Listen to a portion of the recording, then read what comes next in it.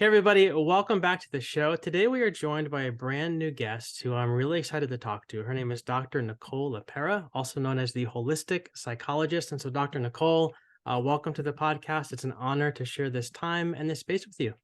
Thank you so much, Glenn, for having me. I'm super grateful. Definitely. So, before we get into the conversation about your book, can you tell us a little bit about you and your work? Because most people obviously know you, but I polled some of our listeners just to check, and I was very surprised to learn that not everybody knows who you are. And so, maybe just a few minutes to introduce yourself. Who is Dr. Nicole, and what is the Holistic Psychologist all about? Absolutely. So I think what really kind of embodies how I now work is a big shift, a pivot Mhm. in my own personal life and in my professional life after, intuitively always wanting to understand people. Before very long, I was marching the path of becoming a clinical psychologist and opened up a successful practice. I was living in Philadelphia at the time, and several years on the personal side of things. Let me mention that because that's a big part of my story.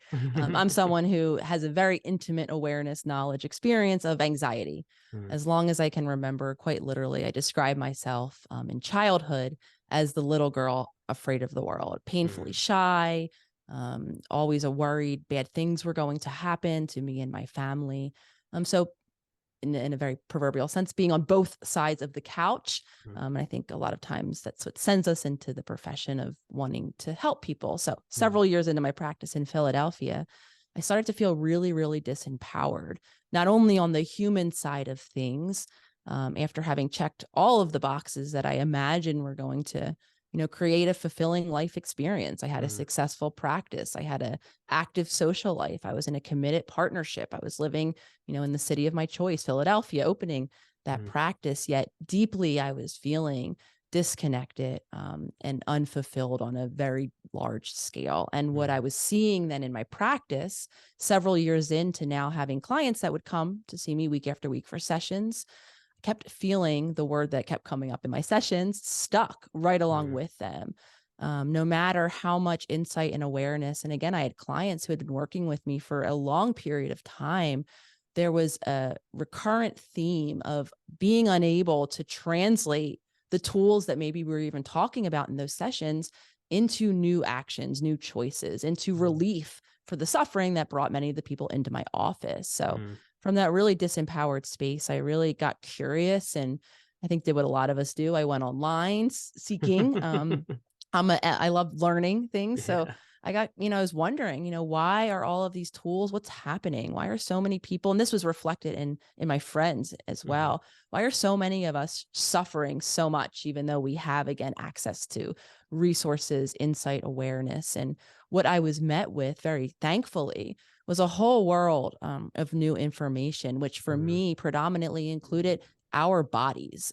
In my training, really historically, we talked a lot about the mind, Mhm. the power of relieving mental, emotional pain, though the conversation never really included the physical body, the Mhm. nervous system in particular, different degrees of trauma and dysregulation that we're storing in our mind and body that was contributing to that continued stuckness. So Mhm. for me, it was that point of curiosity, which led to information, which then led to my own personal implementation of some of these new, more holistic tools, which then shifted me into a professional way to begin to work much more holistically, to take my message online, creating the Instagram account where it all began, the Holistic Yeah. Psychologist, as really a space to begin to speak, just like I'm speaking to you now, sharing my personal journey and also my professional tools with hope of giving people the opportunity if they too were feeling stuck, which I saw what was very overwhelmingly the case, Mhm. to begin to create that change. Yeah, and your account, I mean, speaking of your Instagram account, it kind of blew up, and it obviously was like an overnight thing, but it seems like it went from here to there very, very quickly. What was that like for you? It was mind blowing. I was Yeah, not necessarily anticipating. I didn't really necessarily even have an expectation sure, of, sure. who would be on the receiving end. If I'm honest, I had a bit of fear and concern Mhm. because something that I learned very specifically in my training was not to talk about the personal side of my own Yeah, journey, even though there was so much that I could relate with so many of the people that I was working with. yeah, We were taught to be that quote unquote blank slate in the room and yeah. not to share our humanness. So I had, a bit of concern of how would people think about me if I am saying that I'm a psychologist and I'm a human who's struggling right alongside of you. Yeah. And also I had a bit of, concern of how would the field think now that I'm beginning to talk about the body, Hmm. nutrition and wellness and movement and Hmm. the nervous system. And again, all of which I had not heard anything about in my training program. And to speak to your point, what I was met with was Hmm. actually overwhelming resonance, support, agreement, whether you were on the personal or the professional side of things. Hmm. People hearing in my personal story, so much of things that they were struggling with, professionals hearing in my professional journey, so much of the awareness that they were coming to on their own. So I think, as the numbers of the followers, quote unquote, or the Yeah, community, sure. right, really increased, shot through the roof really quickly. For me, that was just affirmation that I was speaking and touching on something that, and the community was from even beyond the United States where I live. It was, quite global, quite international. So for me, it was indicating that universal resonance. Yeah. I mean, that's what makes your content, I think, so relatable is that you're like, there's other people doing similar types of things, but a lot of times I feel like they're speaking at me and from like this place of knowledge and research and wisdom. But I feel like whenever I listen to your videos and I see you doing your thing, it's like you're talking with me. It's more like, yeah, me too. Like I'm struggling with this and this is where I'm coming from. And that just makes it so much easier, I think, to digest and make it applicable to your life. So well done. That's Thank you. And that's so meaningful, Glenn, to hear, because something that I, continue to think about, having, a bit of this belief and way of thinking and way of being in my own, family system is how often so many of us do defer to other people, right? Yep. Assume Yep. because people have letters after their name or, whatever it might be, that they know better than we do. And of course, this isn't to, say that helping professionals, people who maybe do have letters or pieces of information that we might not have ourselves, Sure. aren't a part of our journey. I think what you're saying, this idea that, you know better than I just see this woven for so many of us and how we approach life, whether or not it Yeah. is in terms of what information do you have to give me, we Hmm. outsource Yep. meeting our needs and doing a million different things. And again, I think that leaves most of us feeling empowered. So talking with, being a participant in, understanding and creating change, whatever it is that you're feeling stuck around, is what my hoped for goal is with, talking about these topics. Yeah. Well, you accomplished it. Definitely. So you have a new book out. It's right behind you on the screen there, but it's called How to Meet Yourself, and it's subtitled The Workbook for Self-Discovery. And your first book was called How to Do the Work, and that was like a normal book that you would open and read from front to back. But this book is more of a workbook with questions and space for lots of writing and reflection and doodling and things like that. So maybe talk to us a little bit about how this book differs from your first book. Like obviously they're two different books, but then also how might they work together to help somebody on their healing journey? Yeah, I like to kind of think of these books as really complementary Hmm. um, pairs in Yeah. our journey. Though, to speak to that point, and I get asked this question often.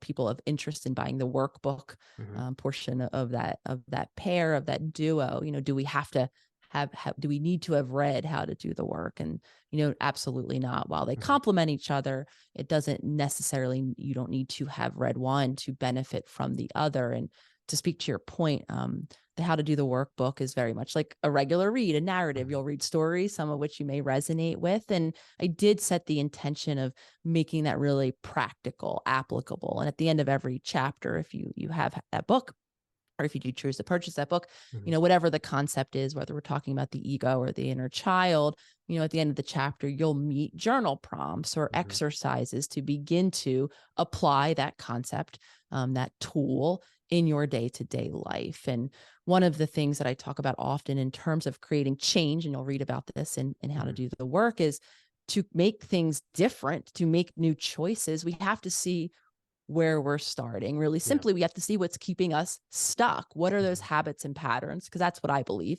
Hmm. keeps most of us stuck, all imprinted in our subconscious mind, driving our daily habitual behaviors. If we are not conscious to it, where are those stuck points? And Hmm. something that I, kept exploring within myself is the reality. And I like to think of us like a horse with blinders on. I don't know if anyone ever saw a horse that prevents their kind of like Yeah. side vision, their periphery vision. We are all that. It is very difficult for most of us to see what it is exactly, what are exactly those habits that are keeping us stuck. So my Mm, hope for the workbook is to really provide that immersive deep dive for each of us, honoring that we all have different things that are keeping us stuck, different habits and patterns that came from different places, mhm, but really how and where to look again to find those places that might be keeping us cycling in habits that aren't serving us, with the hoped for journey to be.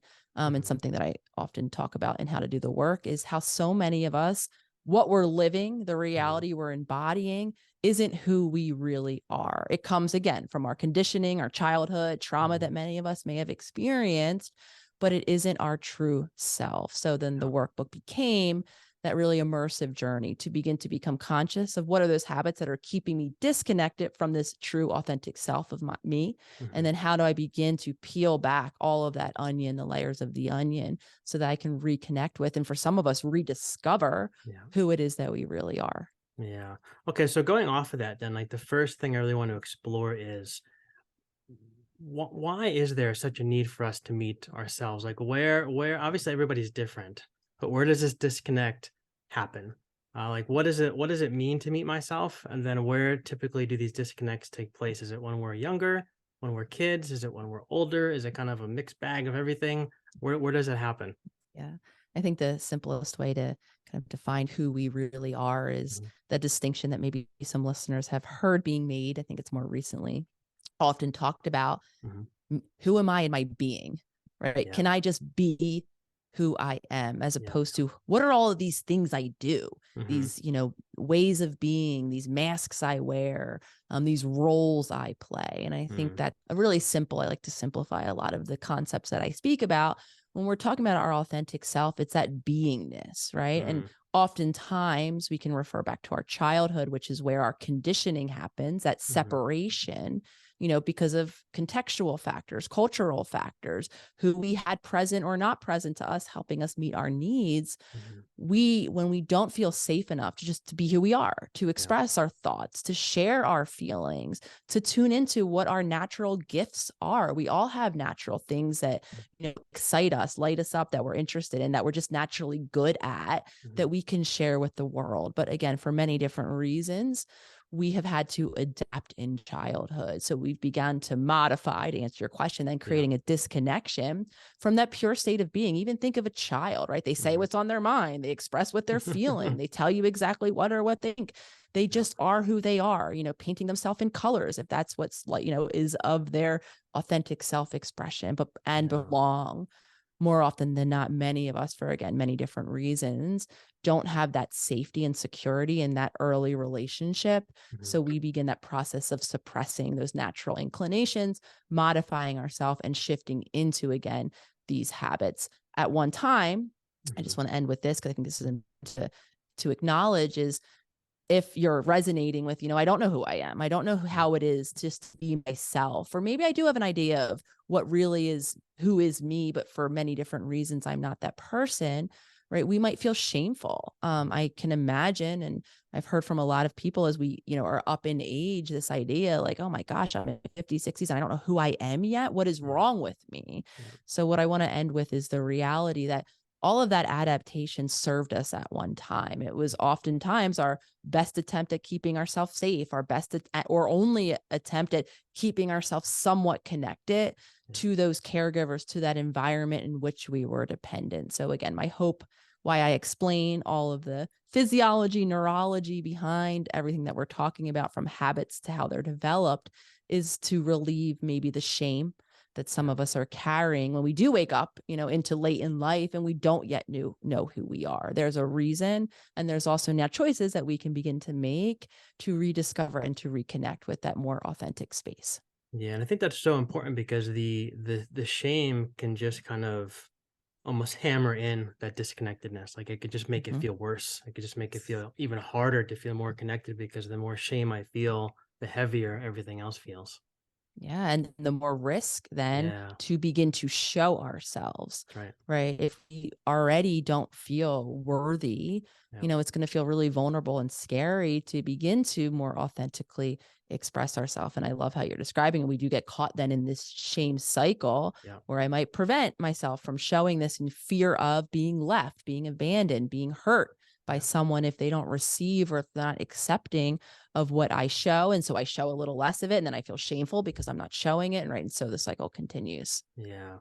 So here's a question that just came to me. You talked to us about how we typically become disconnected from ourselves, but I guess the question I have then is it inevitable that everyone will somehow become disconnected from their authentic self at some point in their life? And then springboarding off of that, like thinking as a parent, I have a 5-year-old, how do I help prevent that from happening to my daughter? Like, what advice do you have for parents that would help them raise authentic kids who maybe aren't as prone to being disconnected from their authentic selves as maybe other kids might be? Parenting, speaking to you and all of the Yeah. other parents out there is such, it's a huge undertaking. There's no And instruction manual. there's no instruction manual and the process of parenting, right? So to Mhm. allow a child or anyone to be themselves, right? We have to create space for Mhm. them to be themselves. We have to give them the message, direct and indirect, that it's okay to express what I think is more often difficult to experience differing opinions than Yeah. ourselves, allowing our children literally to begin to explore, experiment, get curious, try on for size, all of the different possibilities of who they might be, allowing, again, that's kind of, I'm kind of describing that space. And all of that Mhm. is grounded in, first and foremost, making sure that a parent is attuned to that child's needs Yeah. physically first, right? Making Mhm. sure that they're in a body that can be safe, that can be regulated, making sure that they're sleeping as a child, that they're getting the nutrients that they need as a child, that they're Mhm. getting the movement and rest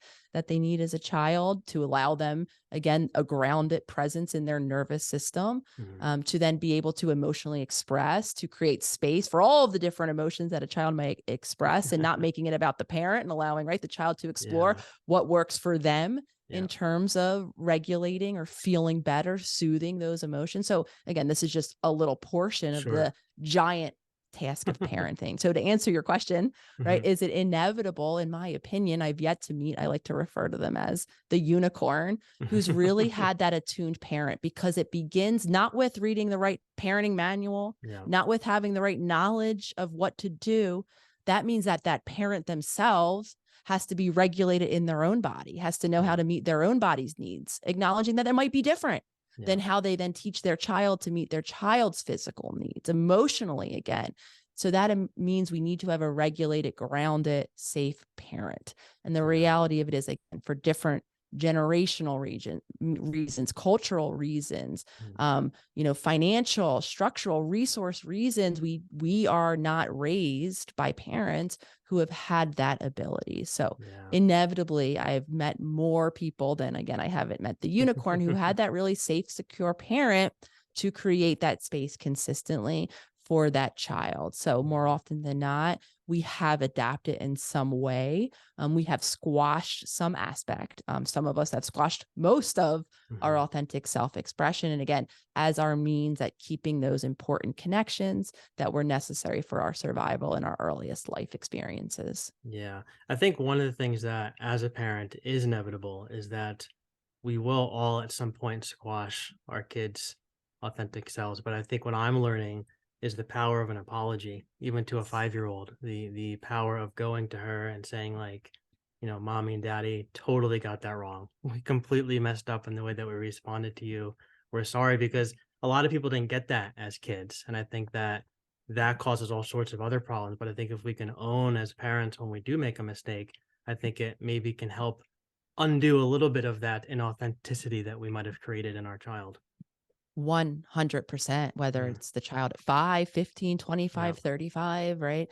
I think anytime there's that honest awareness, open acknowledgement, sharing, again, I yeah, think a lot shame, going back to that topic, mhm, I think shame prevents a lot of parents from even saying, I'm not sure what I'm doing. And that, for any parent who had a first child, I imagine they're not sure. They've never yeah, had a relationship with this particular unique being. They've never yeah, parented a child before. right? So how would they know? Yet we put this expectation that we should just know. And if we do even come to the awareness that, we could have done things a little differently. Maybe Hmm. we do owe an apology or can take some responsibility. Shame might be exactly what prevents that parent Yeah. from acknowledging it. And the reality of a child is they are so attuned. They're Yeah. so aware. Even if things aren't directly being acknowledged or spoken, they are being felt. So Yeah. to gift then our child with the language of understanding is an incredible gift, because whether or not we want to admit it, the child is feeling the energy of whatever's happening, even if we aren't labeling it. So Yeah. what the child will then do, because we all have a brain, Hmm. something that unifies us as a human, we have a meaning seeking brain. We need Hmm. to understand what's happening around us. It's evolutionarily geared to keep us safe. So that child, in absence of being told what's actually happening, Hmm. will create a story for themselves about what's happening. And that is where a lot of us begin a belief, Yeah. right, of unworthiness, of not being loved enough, because that is our only way of making sense of what's happening around us when we don't have the mature awareness and when we don't have the parent telling us directly, Hmm. what's going on. We're sensing it. And again, we're making sense of it, often based on our limited developmental awareness.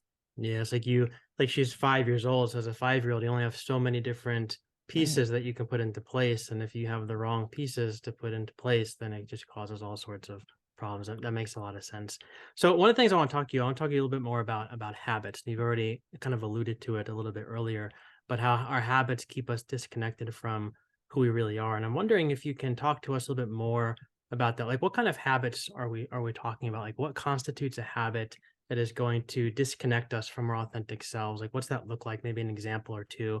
And secondly, like, again, maybe a little bit more about how do we pick up these habits in our lives? Like, where do these habits come from? Like thinking as like a normal person who's working like a normal job, raising kids, doing that kind of stuff. Like, where do these habits come from? And then how do they disconnect us from our authentic selves? So for anyone out there who is maybe even shaking their head, because I think a lot of times when we hear habits, at least maybe I'll speak from my own perception or awareness, I have Mhm. the idea that a lot of us kind of define habits as, whether it's a nutrition habit or Yeah. changing our meal plan or a exercise habit, right? Yeah. The reality of it is we are a habitual Hmm. individual being outside of those much more intentional ways that I think habit is as even a word, a concept Hmm. is used. So again, anyone shaking their head that's like, well, I don't have habits. Maybe that's part of the issue that you want to change is you have the idea that you have no habits. Yeah. The reality is, again, we are habitual beings. Mhm. Again, it's not only grounded in our evolution, which tells us that that which is predictable, Mhm. habitual, is automatically going to be deemed safer to my subconscious mind, because Mhm. in the uncertainty, not knowing what comes next could be the possible threat, right, Yeah. that harms my physical existence. And Yeah. evolutionarily, right, we are wired to avoid that. Mhm. We also, our body, our brain included, needs so much calories, so much Mhm. resources to function. So there's a very real physiological reason why we like to be habitual. We like Mhm. to have those moments of, right, I'm driving home in the car and I'm rehashing the argument I had with my colleague at work. And lo and behold, I'm home, right? Yeah. How did I get home, right? My habit self, who knows how to drive a car habitually, who knows the road home habitually, right, was able to drive me home. And all of Mhm. that is the less attention I have to pay to carrying myself through my day to day life, the more I'm conserving calories to do other things in upkeeping my physical body. So Mhm. habits, again, can be everything from, and if you do choose to pick up the workbook behind me, Mhm. you will meet, habits that include all of the practical, objective things we do in care of our body, Mhm. right? How, in terms of what are our nutritional habits, like how do we eat our meals? When do we eat our meals? What do we habitually eat for our meals? Mhm. Same thing with movement, with rest. In my opinion, these are all, core needs, core physical habit needs, Mhm. all of which, again, are modeled to us in childhood. What were we taught to do in terms of Mhm. caring for our physical self? More importantly, what did we see others around us doing in caring for their physical self? And Mhm. the reason why we care for our physical self is because our nervous system, which is, encased, running, directing our physical body, plays an incredibly important role from how we then Next set of habits, regulate our emotions. How do we relate to other people? How Yeah. are we just being in the world? All of that is directed by our nervous system. And then those become the second set of habits. We can Mm-hmm. become aware of what are the habitual thoughts that are running through my mind. Just like I Mm-hmm. shared, we're all narrating life. If you begin to tune your awareness or just pay attention, observe what those narrations are, Mm-hmm. you're not going to be telling yourself new stories each day, day in and day out. You're probably going to be revisiting the same meanings of behaviors, the same Yeah. causes for events, the same habitual stories you're telling yourself. Similarly with emotions, we're very Mm-hmm. habited in our emotional world. Mm-hmm. We might always feel stressed. We might always feel sad, always feel angry, always feel anxious, Yeah. or whatever it might be. And again, all of that is happened, created, our habits are Mm-hmm. created from the earliest experiences, the context, the people around us, what we were taught, and also what we were shown by other Mm-hmm. people. Do you think that there's also like a place where we sometimes develop habits in response to like a fear that we might have? Like maybe it's a fear that we have about ourselves or a fear that we have about something in regards to our families or something. We develop these habits in order to kind of keep those fears at bay. Is there a sense where that's true as well? 100%. Mm, And again, all of that is often learned in terms of fear. And what did we yeah. see? Do we have a helpful support, Hmm. right? Helping us navigate fear alongside of us, going back to that concept, not telling us what to do when we're scared, Hmm. sitting alongside of us in our fear. And for me, even going back to how I introduced myself, right? The little girl afraid of the world. Yeah. Most of my habits, most of my entire way of being, up until my 20s, when I started to become aware of all of this, was aimed at deep rooted fear of Yeah. not having a supportive parent or caregiver helping me make sense, helping me feel safe enough Hmm. in my fear. Everything I embodied, from the racing thoughts, from the inability to even be away from my cell phone in fear of not being connected, Yeah. right, to the parent that something bad could happen to. All of that was, as you're kind of making the beautiful point, an Yeah. attempt for me to regulate, to be enough okay with intense fear behaviors or Yeah. fear feelings, and then the behaviors that, right, kind of helped me navigate that fear. Yeah, and I don't know. Correct me if you think I'm wrong here, but the place where I've been at, like in my own journey, is thinking about like I used to spend so much energy trying to expel the fear. Like I'm gonna get rid of this. I'm gonna get this fear out of my life. I'm never gonna have it again. It's gonna go away. Like I'm gonna overcome the fear. I'm gonna win the battle. But now I'm in this place where I'm like, you know what? I don't know if these fears are ever really gonna fully go away. Like they've been with me for so long. So maybe instead of like trying to invest so much energy and pushing the fear away and eradicating it out of my life. Maybe I need to give it a space at the table, not just at not but not at the head of the table. Give it a space at the table, let it breathe, let it do its thing, but just don't let it control me. Don't let it drive the car. Don't let it drive me to these habits, but just give it a voice because I feel like the more I press up against it, the louder it gets. But the less I press it, the more I let it kind of come into the room, the quieter it is and the more I'm able to feel like I'm able to process and think about moving forward in my life. Am I kind of on the right track? Yes. And we Yeah. want the fear in the room Yeah. because the fear, just like any emotion, sadness, anger included, Hmm. right? Difficult emotions for many of us, they are messengers. There's Yeah. information contained. We don't want to avoid feeling fear. We don't Hmm. want to squash it or suppress it so much because fear, right, can indicate to us that possible threat, Yeah. the reality that, this might be an unsafe relationship experience, path for me. Same thing with anger. Yeah. All of these emotions are, kind of evolutionarily geared to send us those different messages. Anger, tells us when there's been a violation, when we Yeah. feel or when we've had a boundary overstepped. Hmm. That might be important information so that then I could navigate this experience differently. I can create safety. I can remove myself from it. Sadness, Hmm. similarly, is when I've experienced a loss, oftentimes in my relationships, in my point of connection. We Hmm. all need human connections as human individuals, as a Hmm. human species. We are wired to connect with other people. So when we experience sadness or those feelings of loss, that's real. That's Yeah. information that tells us that that thing was important to us and now it's no longer present. So Mm. making the case of allowing all of our emotions to have a seat at the table, to speak to your point, though, not Yeah. to be directing our reactivity, but allowing them to have the seat so that we can understand the message that it's sending us. But what we want to do is drop in from that reactive space that many of us, even if we're really defendant of allowing ourselves feeling that emotion, it's all still happening in our bodies. Yeah. And what we might be experiencing is the explosive reactivity that maybe some of us go to keep ourselves safe. For others, that disconnection that very much described my experience. The reason I was so disconnected from my life was because I was so disconnected. It didn't mean my emotions weren't under the surface. I just got really good at not paying attention to them. So we want to shift from reacting to my emotions to acknowledging that they're there, they're under Yeah. the surface. We actually Yeah. want them to be there. They have value information. And now I can consciously choose to respond in a different way. Yeah, that's so good. So another layer to all this then is how does this work, like this work about authentic self, how does it relate to inner child work? And I ask that because we've had a lot of people on the show recently, like, especially in this last year, talking about inner child work. And most recently we had Nate Postlewaite come on. So our regular listeners are kind of familiar with that term, but I feel like I'm seeing a lot of different parallels between the work that you're talking about and things that like Nate has spoke to us about. Is there overlap in these two things? Are they different at all? Like, what would your response be to that?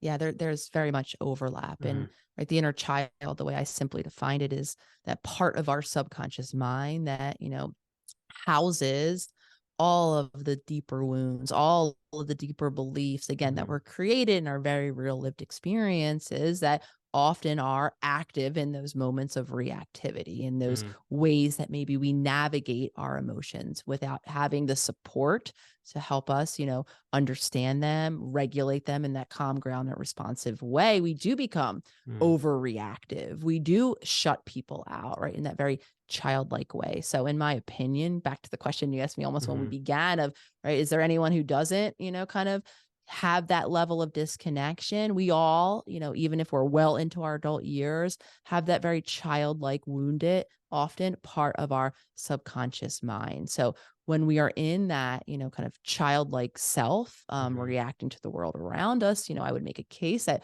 we're disconnected from Mhm. that authentic way of being. We might not want to, and I can just speak from my own lived experience. When I still, scream and yell when I don't like something or, disconnect and, bring my toys away from you from the sandbox into the other room and like leave me alone, Yeah. right? We still have those ways of being that again might contribute to us, not feeling so great about ourselves, not being disconnected. I can assure you, for me at least, that's Mhm. not how I want to be in those moments. The feeling that I might be having, I might be upset with what's happening in Mhm. some extent to some, for some reason, but I don't want to be hurting Yeah. others around me. And for some of us, we turn it inward, we self-harm, Yeah. we engage in behaviors that end up hurting ourselves and or like I was just sharing other people. And, Yeah. in that moment, in my opinion, we're not connected to our authentic. We're not saying or doing what we really mean. So the work then is in terms of just tying this all together, Yeah. becoming aware that we all have, right, these beliefs ingrained from our childhood, these wounds, these points of Mhm. reaction, that are very similar to what once has happened. And then I shift into that safety creating mode, usually those habitual cycles of reactivity. When I become conscious that that is the case in these moments, in this now moment, now I can gift myself with that possibility of choosing that new response, of being responsive. So it's honoring Yeah. the inner child that lives inside of us, Yeah. not, not removing the reality of those feelings. They're real, even if Yeah. they're over the top, disproportionate, whatever you want to call it, to what's happening. There's a realness about them. They came from somewhere. There's a similarity in the sense I'm making about what's happening now, yet I can still become responsive in a new way into my adulthood. Yeah. And I found it so helpful to talk to that part of myself, like to ask that part of myself, like envision the smaller version of myself. And when I feel like those huge feelings coming up, to say, like, tell me what's going on right now. Like, help me understand like where this came from. And so many times, like I'll sit down with a journal or something like that, and I'll come to this memory that maybe I forgot about. And I'm like, oh, That makes a lot of sense as to why I'm responding to this situation the way that I'm responding, because it reminds me of what happened in this situation way back when.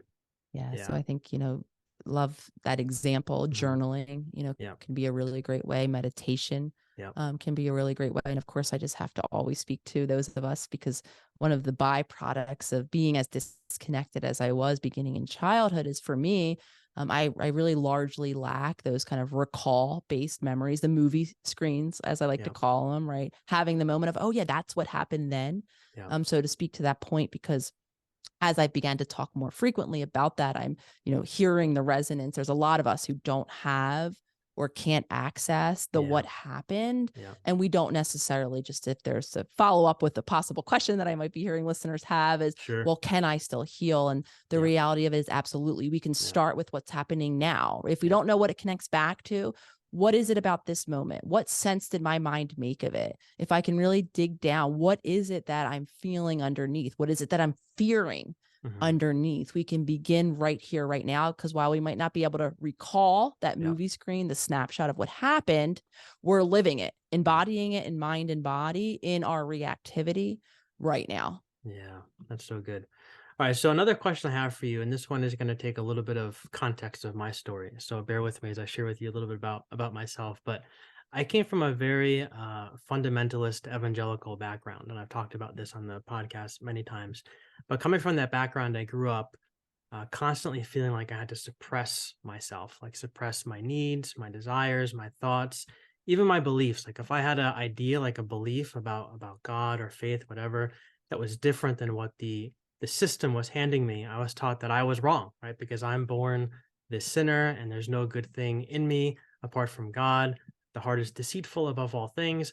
And I don't believe that anymore. But like at 40 years old, I'm finding that that message is so deeply ingrained in my head that I have to literally like push against it like every single day. And to be like really vulnerable with you, when I was on when I was on Zoom before you jumped on in the room, I saw the notification that your name popped up that you're waiting for me to let you in. And I like literally was like, well, maybe the internet will go out right now. I felt like I was gonna throw up, and my brain like exploded with, you can't do this. Like you have nothing to add to this conversation. You're gonna say something stupid. You're wasting Nicole's time. On and on and on. And that voice, I'm really beginning to feel was kind of like keeping me, I think, from connecting with my authentic self's voice, if that makes sense. Because like honestly, it happens all the time, like before every podcast recording, even in like day-to-day conversations. And I think that since a lot of our listeners grew up in that same kind of a world, I think that maybe other people have a similar voice in their head. So my question is, what advice do you have for people who, like myself, maybe grew up in a very religiously fundamentalist world where they were taught to suppress their authentic selves, so much so that today they struggle to hear any other voice inside other than that internal religious one that seems to chatter and scream at them and shame them and belittle them 24/7. I appreciate you sharing not only your background, but also your pre Zoom call experience with that. Because I think that there's that I mean, I would be lying again if I said that I Yeah. don't have, not only that voice, but moments of that Hmm. question, right? I mean, here you're saying, and what do I have to say? And I'm wondering, what do I have to say? Oftentimes, and so what I want to answer to anyone out there listening is I first want to celebrate the awareness of that voice, Yeah. because some of us, aren't even aware of that unconscious kind of vetting process of Yeah. ourselves, as I call it, that is happening below the surface. So for Yeah. me, while it wasn't necessarily grounded in a religion type belief system or institution, I had a lot of culturally driven beliefs, Mhm. particularly around the family and what my role was in being connected to the family and being the same as the family unit, Yeah. thinking the same things, believing the same things, in serving the family, meaning being there, being present, connected Mhm. to the family. And so for a lot of us, and what I was sharing is, it was so below the surface. It took me into my 20s to realize that before I shared what I thought about something, before I expressed what I was feeling about something, before I acknowledged what I wanted to do, right, for some upcoming plan or not do, for instance, all below the surface, I was vetting what Mhm. the possible reaction of that other person might be, all with this all consuming concern that I not be the perfect friend, partner, sister, person in this particular instance. And if for any reason, right, if I imagine saying what I wanted to say, expressing emotionally what I want to express, honoring what I wanted to do, my needs in any given moment by being present or not being present to whatever was being asked or offered of me. If I played that tape forward, again, all outside of even my awareness, and I had the idea that that might upset this person, meaning they might not like what they hear, think negatively, deem me not the supportive friend that they needed me to be in that moment, I wouldn't even do it. So the reason why I'm saying is to celebrate it is because that point of consciousness is incredibly important in the journey, acknowledging, right, that I do have these voices that are coloring, maybe restricting, allowing me to then, if I act or, react to them, suppress what it is that I really want.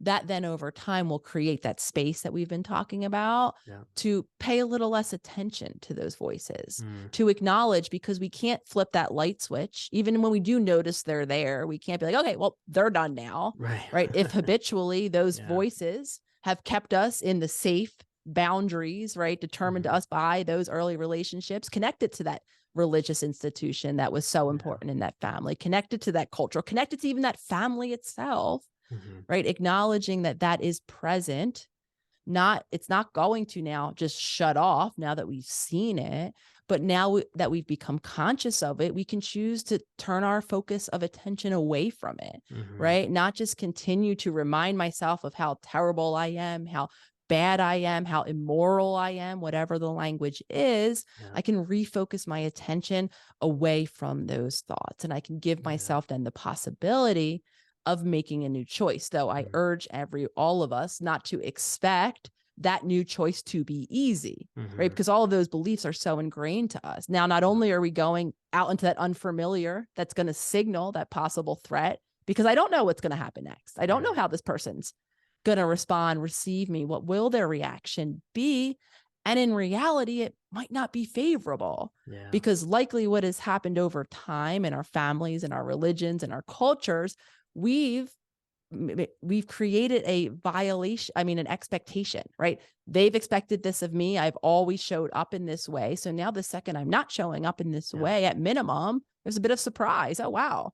You're not believing this anymore. You do think differently. I wasn't expecting that of you. And now, of course, the more ingrained that we are in that relationship, the more then other reactions can come to be as well. But and to become conscious that these thoughts, these beliefs are part of what's directing the choices that we're making, we're not going to even give ourselves that possibility to make a new choice. So while it is painful to see these inner critics, these critical voices judging us at every turn, seeing it will be what, not ruminating on it, right? Not spiraling down the loop of it, seeing it and creating the opportunity for a new choice is the only way that we're going to create new habits. So if I'm hearing you correctly, it's almost like going back to what we were saying earlier.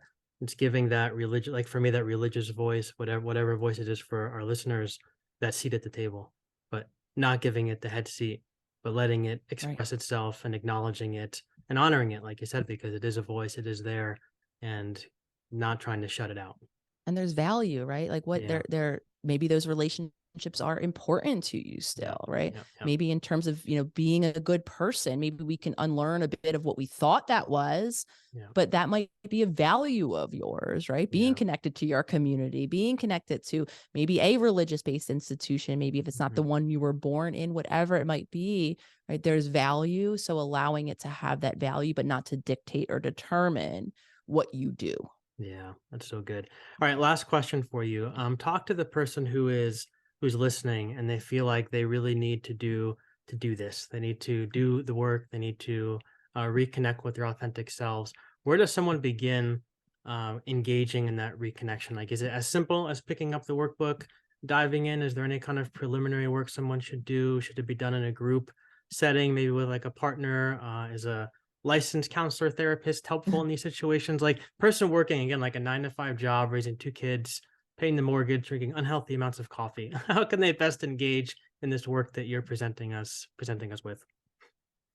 Yeah. So again, I want to kind of offer a bit of celebration. I think anyone who considers changing again, Mhm. because we're not wired to even want to change, Yep. is something to celebrate, regardless Yeah. of how it is that you got there, right? That bottom you hit, that explosion that maybe happened from external circumstances in your life, however it is that you are even considering Yeah. showing up differently is hugely worthy, in my opinion, of celebration. And again, whether or not you have access to supportive professionals, supportive communities, supportive relationships, right? Mhm. All of that is, greatly of benefit. Again, we are wired. We need those safe spaces. One of the biggest reasons why when I created that Instagram account, I Mhm. did, begin to create it and utilize that hashtag self healers as a way to begin to connect with other people. Because as I saw the current relationships that I had brought from my childhood, I continued to see that lack of safety and space to be who I was. So for Yeah. me, it was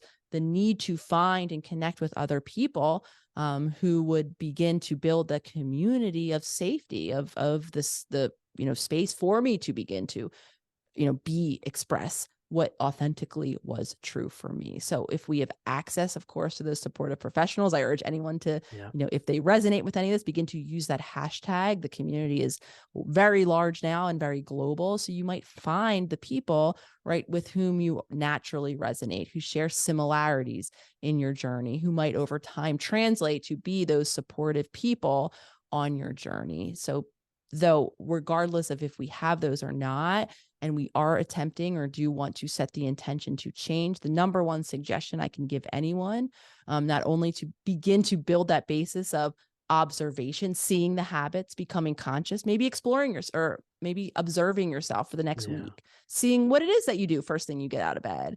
What do your just daily habits look like, right? Yeah.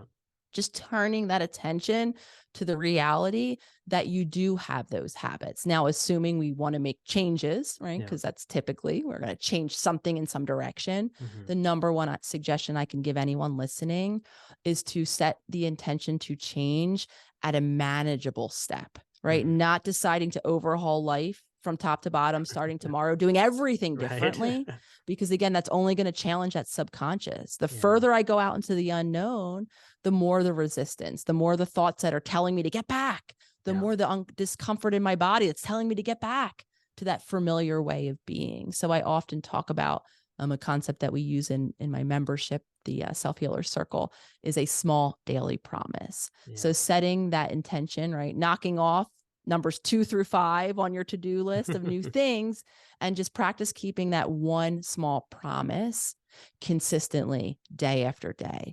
because the consistency is what creates that new habit. So whether or not the habit is even just to become conscious, maybe your small daily promise as you tune off to this podcast is to just for the next 2 weeks, observe your daily habits, maybe just morning habits to begin with. Just see what it is that you do in those first few moments out of bed. Yeah. Become conscious in that way, keeping it small and manageable, and then repeat over time consistently. Because Yeah. again, the parting words is until we become conscious of what's keeping ourselves stuck, we're not going to be able to create change.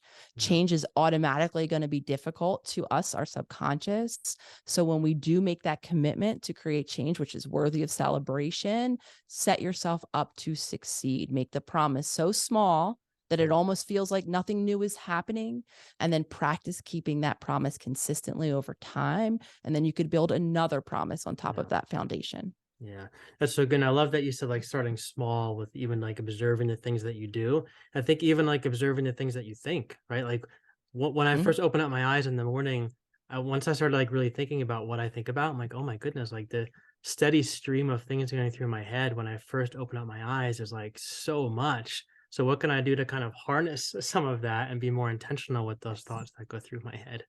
absolutely. And I'll just share it. I mean, for me, it was really coming to the awareness. The second my eyes opened, Yeah. I began to tell myself how stressful my day was, Yeah. how much I didn't or couldn't do it, didn't want to do it, right? Made sense with why I felt so unmotivated, That's why it right. was so difficult for me to get out of bed, and why everything did feel so big. Because by the time my eyes opened, I was building up how big the things were I had to Yeah. do, so that by the time I got to them, why Yeah. would I want to do them? They already feel so overwhelming. I was Right. priming myself for the stressful day Yeah. that I then just created. And again, none of this was in a vacuum for me. All of this traced back to my childhood where stress was predominant, where there was a lack of support, and where Yeah. there was a litany of narration of how overwhelming life was for very understandable reasons, because it wasn't. Yeah. Because it was, I mean, because none of us had the ability to tolerate stress. And I saw that in my thinking mind from the moment my eyes opened. Yeah. That's so good. Well, hey, we are just about out of time, but this has been so much fun. Thank you, Nicole, for taking the time for me and for our listeners. I'm grateful. Of course. Thank you so much, Glenn, for sharing your time, your presence, your story, and for everyone out there listening. Yeah, definitely. And I know your work is all over the internet, but what are the top two, three places where you'd send people to interact with you and your work? And is there anything else too that you want to make people aware of virtually that they can get involved with your community? Yeah, absolutely. So at this point, I'm pretty much on all of the social media platforms, though where it all began is that Instagram account, the The roots are .holistic.psychologist. there. For anyone who the roots are there, for anyone who does have the workbook or is Yeah. going to choose to purchase the workbook. We're doing something called Meet Yourself Mornings, where many of us in community are going to be going through the workbook. You can watch me and my stories every morning, making my own way through the workbook and using that Meet Yourself Mornings hashtag. So specifically that's around the course. If you're a YouTuber, Hmm. there's a YouTube channel. I have our own podcast that I co-host with my partner, Jenna, the Self Healer Soundboard. So pretty much however you consume content, listeners, I urge you to check out the Holistic Psychologist or Dr. Nicole Lepera on that platform for the free resources. I also have a website, theholisticspsychologist.com, who anyone who might want more information on my membership, the Self Healer Circle, can find all of that information there. Awesome. I'll put all the links in the show notes and maybe we'll get to do this again sometime. Thank you so much. And I would love that opportunity. Awesome. Thank you, Nicole.